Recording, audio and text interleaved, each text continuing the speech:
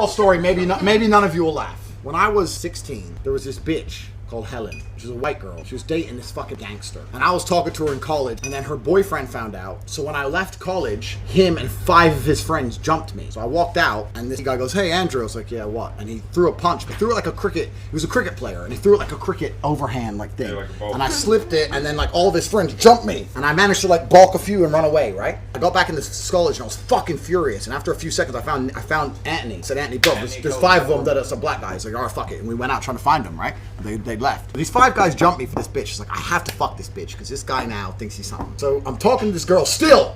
To tell him, come again. Da, da, da. I knew he was gonna bring like 20 guys, so I had like my black friends, and we had this race war going on. Eventually, about 3 months later, I had a break between 12 and 4, but it was an hour walk each way to and from college. And I convinced her to walk back to my house. I'm with Helen.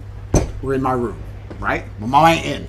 Everything's good. I'm kissing Helen, about to fuck Helen, and my phone starts ringing, and I'm like, ah.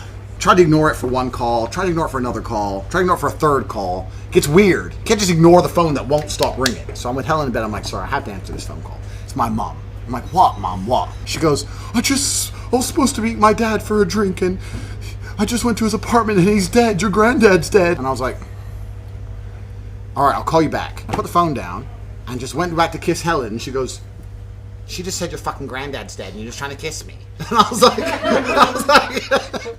like, "Well, bitch, he's dead now. What the fuck you want me to do? He's gone. He wants me to fuck you. He knows what you need to do." So I'm leaving. I was like, "No, granddad, no. Why now?" Never saw her again. That's the end of the story.